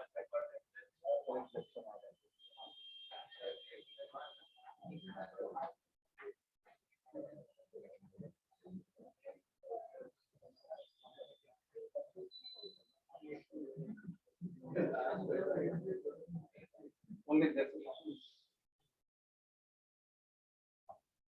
तो हमने क्या करें, let the final temperature be कितना 0 degree and x gram ice melt, ऐसा मान लो, है ना। यहाँ पर अपने को अंदाजा लग जाएगा कि क्या है, ये पानी उतना ज्यादा नहीं है कि बर्फ को पूरी को पिघलवा दे, नहीं। तो हमने मान लिया कि 0 डिग्री सेल्सियस में तो बहुत ज्यादा है, और कितनी ग्राम बर्फ पिघलवा पाता है था, x ग्राम पिघलवा। अब हीट रिलीज बाय वाटर, वो लिखते हैं अपन ms डेल्टा टी। कितना ग्राम पानी था, 1000 नहीं 500 ग्राम, 500 ग्राम। S कितना है 1, टेम्परेचर में लॉस 20 माइनस 0 20 डिग्री, तो कितना आ जाएगा 10,000 कैलोरी, ठीक है। ये 10,000 कैलोरी से क्या होगा, किसको देना है अपने को, आइस को। आइस कितने टेम्परेचर पे थी, -15। कितनी आइस थी, 200 ग्राम। 200 ग्राम आइस -15 डिग्री सेल्सियस पर, उसमें से कितनी मान रहा हूं मेल्ट हो रही है, x ग्राम मेल्ट हो रही है। लेकिन टेम्परेचर तो -15 से 0 पूरी का ही बढ़ेगा कि सिर्फ x का ही बढ़ेगा, टेम्परेचर पूरे का ही बढ़ेगा। तो पूरी 200 ग्राम का टेम्परेचर बढ़ा दो, ms delta T. Delta T मतलब कितना, 15 माइनस, ठीक है। और इसमें से कितना ग्राम बर्फ को पिघलवा दूं मैं, x ग्राम को पिघलवा दूं, तो x gram multiplied by 80 calorie per gram, x gram multiplied by 80 calorie per ग्राम। ये इक्वेशन कैसे लिखी है समझ में आया आपको, पक्की बात है। देखो अब क्या हो गया, ये 1 0 से 1 0 कैंसिल करते हैं, और यहाँ पर भी 1 0 कैंसिल हो जाएगा। 2 5 का कितना मिल जाएगा 10, 10 into 50 प्लस 8x, और उधर कितना आ गया बेटे 1000। ये कितना है 150, 1000 में से 150 सब्ट्रैक्ट करो, 850। ये किसके बराबर आ गया 8x के। तो x की क्या वैल्यू आ गई बच्चों, 850 डिवाइडेड बाई 8 ऐसा आ गया है क्या, किधर क्या बोल, अरे नहीं नहीं बिल्कुल शानदार है। देखो 850 बाई 8 कर दो, 8 1 जा 8, और फिर उसके बाद 8 6 जा कितना 0.25 20, 8 2 जा 16, 8 5 जा 106.25 ग्राम आइस किसमें कन्वर्ट हो गई है, वाटर। पहले से कितना वाटर था 500 ग्राम, 106.25 ग्राम पानी और आइस, तो टोटल कितना ग्राम पानी हो गया 606.25 ग्राम वाटर। और आइस कितना हो गया बेटे, आइस कितना था पहले 200 ग्राम था, 200 में से ये 106.25 सब्ट्रैक्ट कर दो, तो 93.75 ग्राम आइस आ जाएगा।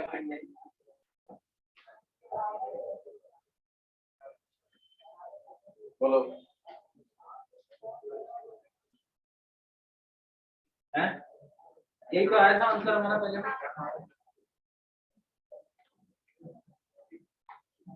पहले हमने क्या किया था, पहले हमने बेचारे पूरे आइस को पिघलवा दिया था ना पहले, फिर बाद में हमको चमका रहे इतना तो हीट ही नहीं है, 7500 कैलोरी हीट हमने एक्स्ट्रा दे दिया। पानी तो सिर्फ कितनी हीट सप्लाई कर पा रहा है, 10,000 कैलोरी, तो 7500 वापस ले ली, है ना। अब देखो ये वाला जो तरीका है ना, ये देखने में बड़ा अच्छा लगता है, आनंद आता है, ये देखते हैं।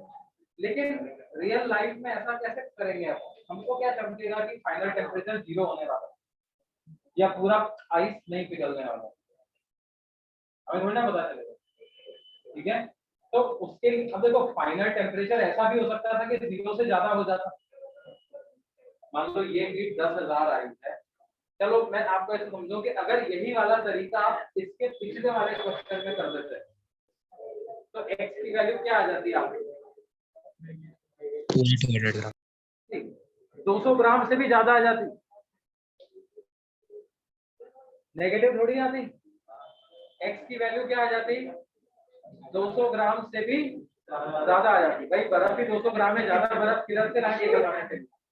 इसका मतलब क्या है, जो आपने फाइनल टेम्परेचर 0 मान के बैठ गए हो वो अजम्पशन आपका गलत है। तो फिर रहेगा फाइनल टेम्परेचर 0 से ज्यादा देना पड़ेगा, समझ में आएगा।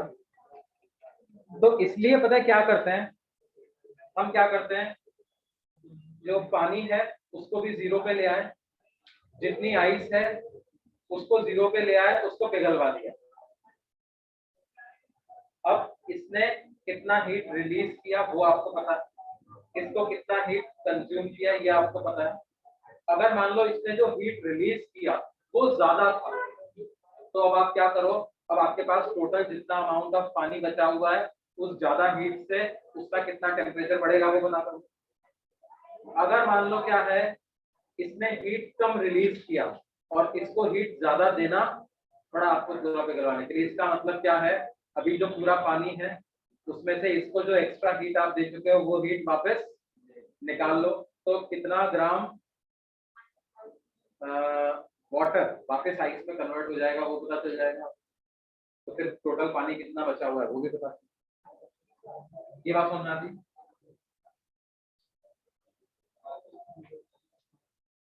सर वो पहला मेथड ज्यादा इजी है ना? ये वाला मेथड ज्यादा इजी है, लेकिन ये वाले मेथड में आपको 2 बार सॉल्व करना पड़ सकता है। ज्यादा इजी है लेकिन 2 बार, इसमें तो आपने टेम्परेचर 0 डिग्री हो रहा है ऐसा मान लिया ना बेटा, आपने मान लिया कि पूरी आइस मेल्ट नहीं हो रही, x ग्राम ही मेल्ट हो रही, समझ रहे हो? वही मैं बता रहा था, ये वाला मेथड क्या है, बिल्कुल नीट एंड क्लीन लगता है ना। अगर बच्चों को खुश करना है तो क्या है भाई, उनको तो डेटा से पता ही था कि क्या होने वाला, तो क्या है आपने मान लिया था वैसा है। मैं ये वाला एग्जांपल लेता और ये एग्जांपल से ये वाला मेथड से सॉल्व करता, खत्म कहानी। लेकिन जब तुम एग्जाम में जाते हो, मान लो डेटा कुछ और आ गया, तुम मान के बैठे हो x, तुम्हारा आंसर 200 ग्राम से ज्यादा आ गया, यार 200 ग्राम से ज्यादा क्या करने, क्या पड़ा करने। तो असली स्थिति क्या है समझ रहे हो ना तुम? यहाँ पर देखो, यहाँ पर हमारे सामने दिक्कत क्यों हो रही है, दिक्कत इसलिए हो रही है कि फाइनल टेम्परेचर 0 से ज्यादा भी आ सकता था, फाइनल टेम्परेचर 0 भी आ सकता था, फाइनल टेम्परेचर 0 से कम भी आ सकता था। अभी तो ऐसा डेटा लिया ही नहीं है। मान लो क्या है, आप ऐसा समझो कि क्वेश्चन कुछ ऐसा आ जाए कि एक कंटेनर में 10 किलो आइस, कितनी 10 किलो, -20 डिग्री सेल्सियस पे, और मैंने क्या किया उसमें 500 ग्राम पानी डाल दिया। तो ऐसा भी हो सकता है ना कि वो इतना हीट पानी से ले ले कि पानी को भी बर्फ में बना दे, ऐसा भी हो सकता है, यानी टेम्परेचर 0 से नीचे भी जा सकता है। लेकिन ये वाला डेटा ऑब्वियसली समझ में आ जाएगा, क्यों? तो आपको दिखेगा इतना सारा पानी, बर्फ में थोड़ा सा पानी डाला है तो उसका टेम्परेचर तेजी से डिक्रीज होगा, समझ आती है ना?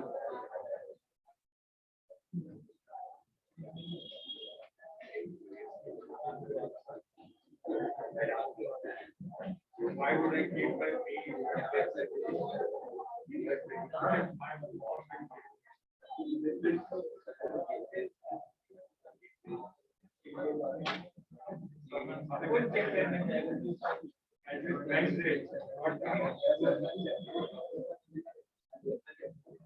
अच्छा देखो, मान लो एक प्रोडक्ट सवाल और क्या है, 100 ग्राम steam at 100 degrees Celsius is passed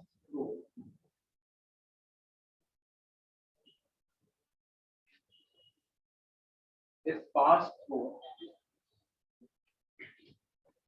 कितना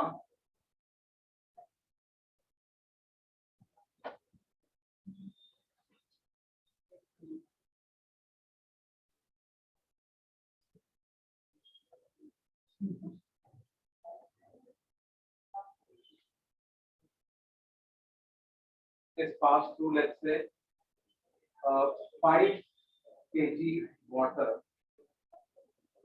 at 0 degree is passed through 5 kilogram water at 0 degree Celsius. Find the final temperature. Find the final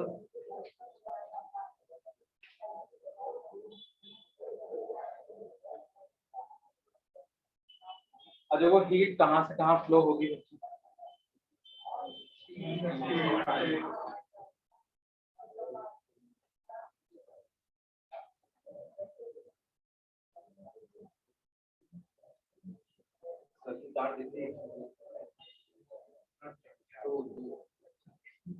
अच्छा लिंक आया क्या अभी लेक्चर का?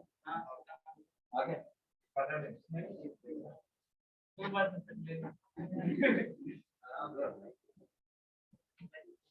ये वाला देखो कैसे करेंगे, है ना, बताओ हीट कहां से कहां फ्लो करेगी, steam at 100 degree Celsius to water,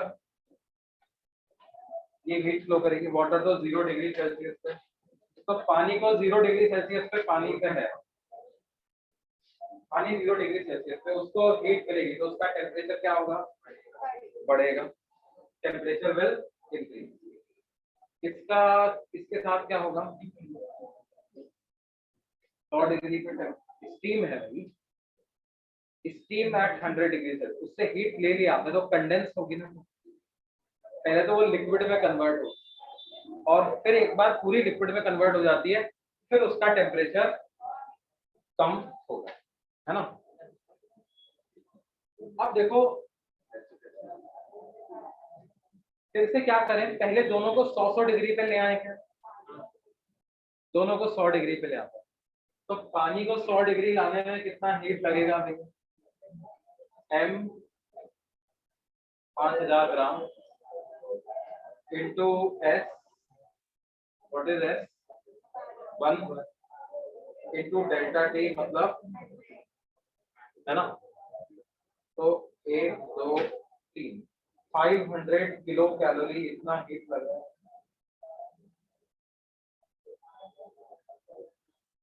water at 0 degree Celsius को किधर ले गया मैं, water at 100 degree Celsius, water at 0 degree Celsius को ले गया किस पे, वाटर एट 100 डिग्री। अब स्टीम एट 100 डिग्री सेल्सियस को कन्वर्ट करना है किसमें, वाटर एट 100 डिग्री सेल्सियस, तो कितना हीट रिलीज कर देगा, 540 calorie per gram multiplied by कितना ग्राम बेटे, 100 ग्राम, तो कितना आ रहा है ये 54 किलो कैलोरी, ऐसा आ रहा है। और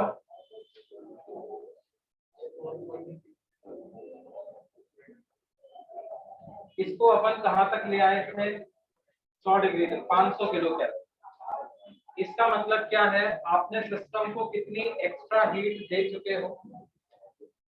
यहां से 54 कैलोरी ही आई,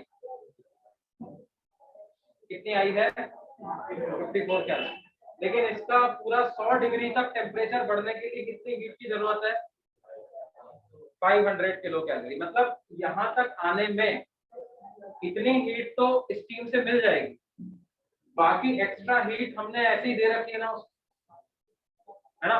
तो 500 में से 54 सब्ट्रैक्ट कर रहे हैं, 500 में से 54 सब्ट्रैक्ट करो तो कितना आएगा ये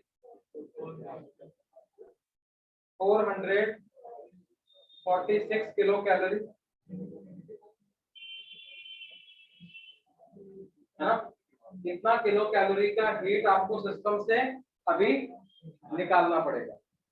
अच्छा, अभी आपका सिस्टम किस स्टेट में है, अब पूरा पानी में कन्वर्ट हो चुका है, पूरा पानी में कन्वर्ट हो चुका है। कितना पानी है 5.1 ग्राम वाटर, कितना वाटर है 5 किलोग्राम तो ये और 0.1 किलोग्राम ये, तो कितना है 5.1 kg आपके पास क्या है वाटर, या कितना 5100 ग्राम पानी, कितना ग्राम पानी है। तो और उसका अब उससे हीट आप लोगे 100 डिग्री सेल्सियस तक, क्या उसका टेम्परेचर फॉल होगा, उसका टेम्परेचर गिरेगा।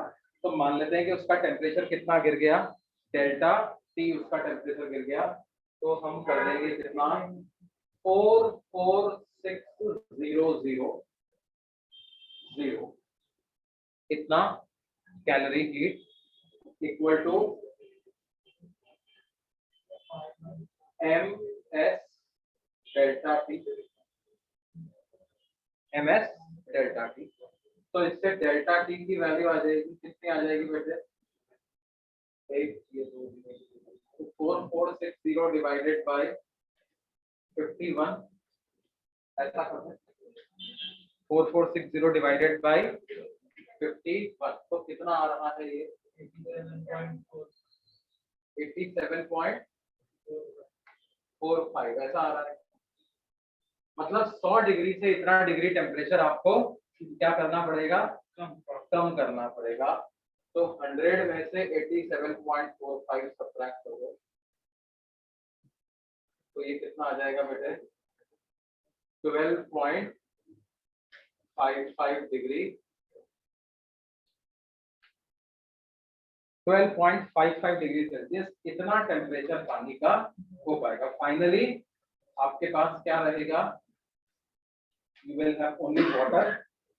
कितना वाटर है 5100 ग्राम वाटर, कितने टेम्परेचर पर 12.87 तो डिक्रीज इन टेम्परेचर, वो डेल्टा टी है जो हमने ये 446 किलो कैलोरी हीट ली, तो 87.45 डिग्री सेल्सियस का टेम्परेचर का क्या हो गया लॉस, मतलब उससे आपको कम करना पड़ेगा। तो फाइनल टेम्परेचर कितना रहा 12.5। क्या ये बात समझ में आती है बच्चों? ओके, तो बाकी हम अगली क्लास में पढ़ेंगे ना। अच्छा, नेक्स्ट क्लास में फिर वो मॉडर्न फिजिक्स की शीट डिस्कस करेंगे।